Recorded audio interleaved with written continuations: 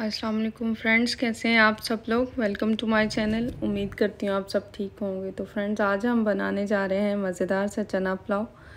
तो जिसके लिए मैंने लिए है 200 ग्राम के करीब चना लेके मैंने ओवरनाइट भिगो के रखे थे और मैंने जो है अब उनको बॉईल करके रख लिया। उसके अंदर पानी डाला है और सॉल्ट डाला है और उसको मैंने बॉईल कर लिया। मैंने कोई उसके अंदर मीठा सोडा वगैरह नहीं डाला या बेकिंग सोडा वगैरह नहीं डाला। तो अभी मैं पैन के अंदर तकरीबन 300 ग्राम के करीब जो है ऑयल लिया है और ये मेरे पास से 1 से 1.5 जो है मीडियम साइज़ का प्याज है, जिसको मैं अच्छे से जो है वो फ्राई कर लूँगी।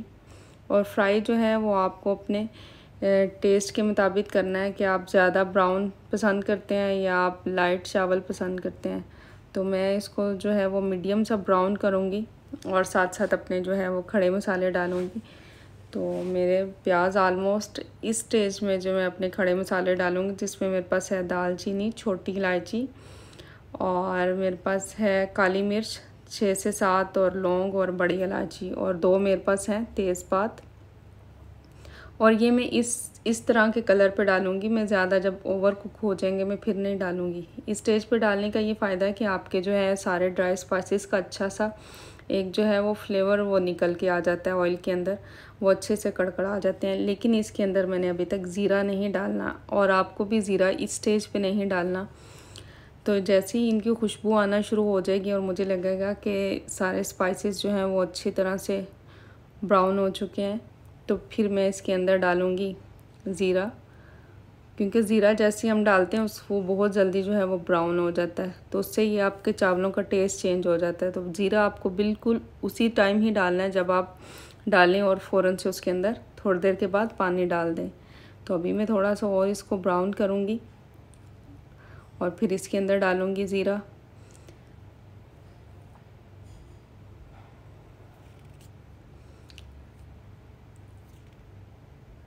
और ये मेरे प्याज का ये कलर है और इसके अंदर मैं तकरीबन 1 से 1.5 टेबल स्पून के करीब जो है वो मैंने ज़ीरा डाला है, ब्लैक ज़ीरा। तो मैं इसको हल्का सा फ्राई करूँगी ताकि इसकी खुशबू जो है वो आना शुरू हो जाए। और साथ में इसके मैं डालूँगी अपने सारे ड्राई स्पाइसेस। और मैंने लहसुन अदरक जो है वो 4 से 5 टेबल स्पून लिया और इसके अंदर मैंने 6 से 7 अदद जो है वो सब्ज़ मिर्च को चॉप करके रख लिया है। और यहाँ पे मैं डालूँगी पानी और पानी डाल के आपको इसको कवर करके रख देना है। मैंने हाफ़ ग्लास जो है वो पानी लिया है। और जब भी आप जो है प्याज़ों के अंदर पानी डालें तो उसको कवर ज़रूर करें ताकि वो अच्छा सा कलर निकल आए उसका।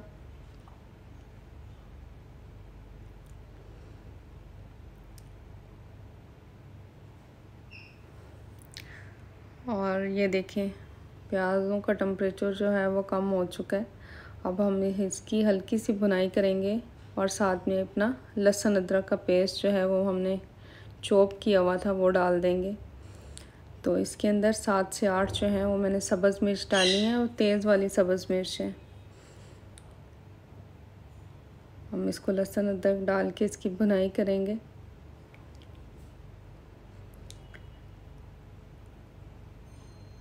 और साथ में इसके टमाटर डाल देंगे। ये मेरे पास बड़े साइज़ का एक टमाटर है। और मैंने 4 ग्लास चावल जो हैं वो पहले से रख दिए हैं, डिप कर दिए मैं। और ये मेरे पास है दड़ा मिर्च 1.5 टेबल स्पून और मेरे पास है ज़ीरा और धनिया जो मैंने ग्राइंड करके रखा हुआ था वो है मेरे पास 1 टेबल स्पून। और साल्ट मैंने डाला है 3 टेबल स्पून और साथ मैंने डाला है क्यूमिन पाउडर और वो मेरे पास है 1 टेबल स्पून। और जो धनिया और ज़ीरा जो है वो मैंने उसको अच्छे से फ्राई करने के बाद ग्राइंड किया। और ये हाफ़ टेबल स्पून के करीब जो जाएगी काली मिर्च। और मैं अपना पुलाव चाहे मटर पुलाव बनाऊं, चाहे चना pulao, chicken pulao, mutton beef कोई भी, तो मैं जो है वो रेड चिली नहीं डालती।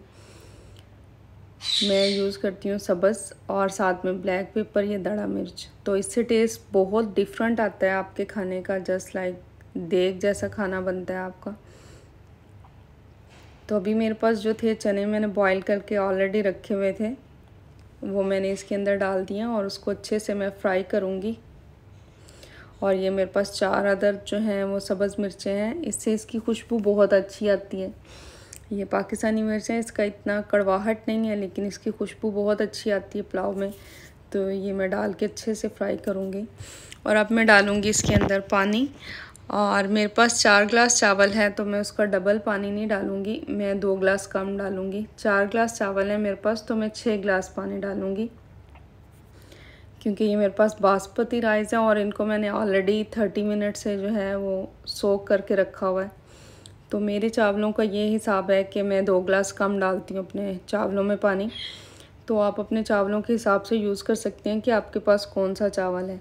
और अगर आप चावल डाल के फिर पानी डालते हैं तो आप कोशिश करें 1.5 फिंगर जो है ना वो, सॉरी 1.5 नहीं, आधी फिंगर जो है ना, 1.5 इंच जो है वो आपकी फ़िंगर डिप होनी चाहिए। ये आपको जो है वो हिसाब रखना होता है चावलों का और पानी का, कि आपकी जो है ना हाफ़ फिंगर डिप होनी चाहिए पानी में। और अभी हम डालते हैं अपने चावल जो मैंने ऑलरेडी डिप करके रखे हुए थे।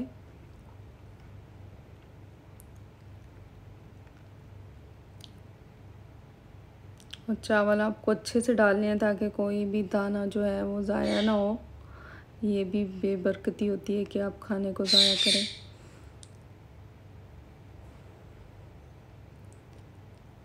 अब जब आपका पानी खूब पकना शुरू कर दे फिर आपने चावल डालने हैं। ओके, आपके पानी को 4 से 5 बॉयल आने चाहिए हाई फ्लेम पे, और फिर आपको अपने चावल डालने हैं।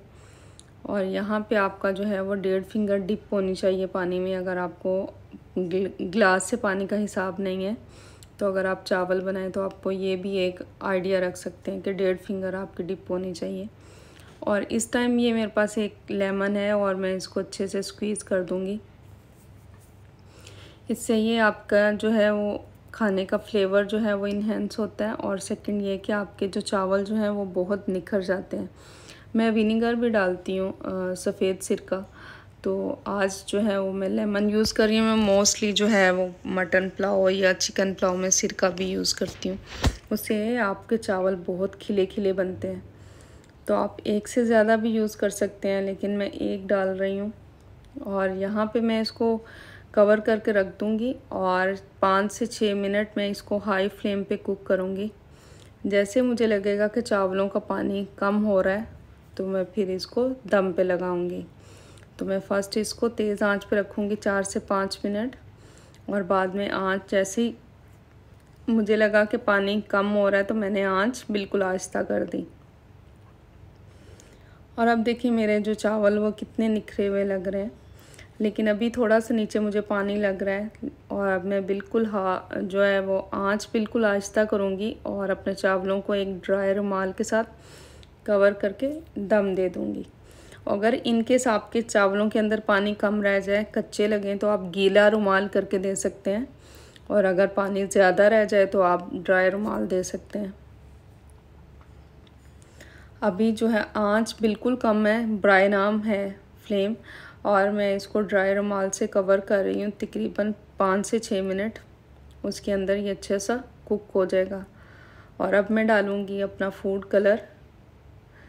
तो मुझे अच्छा लगता है पुलाव में भी फूड कलर डालना, तो इसलिए मेरे बच्चों को भी अच्छा लगता है, तो इसलिए मैं इसके अंदर फूड कलर डाला है मैंने रेड कलर में।